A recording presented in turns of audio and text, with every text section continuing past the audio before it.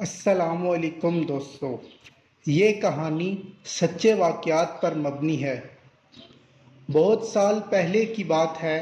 ایک گاؤں میں ایک لڑکی رہتی تھی۔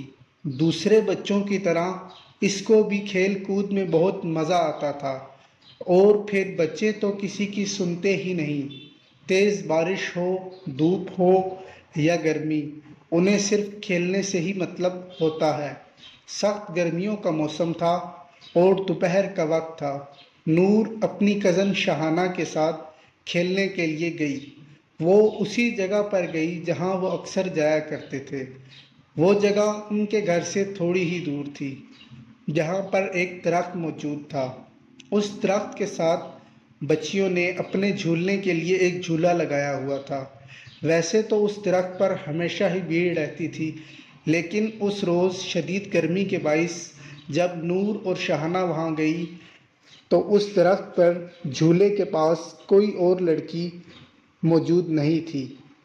وہ دونوں یہ سب دیکھ کر بہت خوش ہوئی اور کہنے لگی، آج تو ہم خود ہی جھولا جھولیں گے۔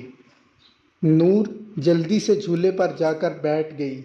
شہانہ غصے میں کہنے لگی کہ جھولا پہلے میں جھولوں گی، لیکن نور نے اس کی بات ماننے سے انکار کر دیا۔ شہانہ ناراض ہو کر وہاں سے چلی گئی۔ تھوڑی دیر بعد نور کو یہ احساس ہوا کہ اس کا جھولا کوئی اور جھول رہا ہے۔ کچھ دیر بعد جھولا اتنا تیز ہو گیا کہ وہ ہوا سے باتیں کرنے لگی۔ نور بھی یہ سب دیکھ کر بہت تعجب میں تھی۔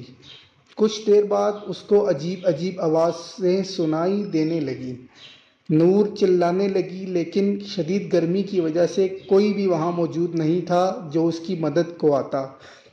کچھ دیر بعد نور بے ہوش ہو کر جھولے سے نیچے گر گئی۔ جب اس کو ہوش آیا تو وہ اپنے گھر میں موجود تھی، لیکن اس کی حالت ایسی تھی کہ وہ چاہ کر بھی اپنے ماں باپ کو اپنے ساتھ ہونے والے واقعے کے بارے میں نہیں بتا سکتی تھی۔ اس نے بہت کوشش کی، لیکن اس کی حالت اتنی خراب تھی کہ وہ بولنے سے قاصر تھی۔ اس کے ماں باپ بہت پریشان تھے۔ انہوں نے ہر حکیم سے بات کر کے دیکھ لی، پر کوئی بھی اس کا علاج نہیں کر پا رہا تھا۔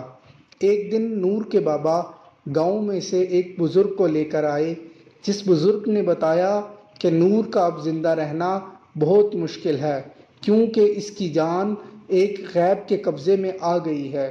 پھر بھی اس بزرگ نے اپنی طرف سے پوری کوشش کر لی کہ وہ نور کو کسی طریقے سے بچا لے، لیکن کچھ دن بعد ہی پتہ چلا کہ نور اب اس دنیا میں نہیں رہی۔ سننے میں یہ آتا ہے کہ مرنے سے کچھ دیر پہلے نور بالکل ٹھیک ہو چکی تھی، اور اس نے اپنی ماں کو سب کچھ بتایا جو کچھ بھی اس کے ساتھ ہوا تھا۔ اور آخری بات جو اس نے بتائی تھی وہ یہ تھی کہ کوئی روزانہ اس کے کان میں کہتا تھا کہ موت کا کوئی علاج نہیں، موت کا کوئی علاج نہیں۔ Please subscribe my channel for more interesting stories.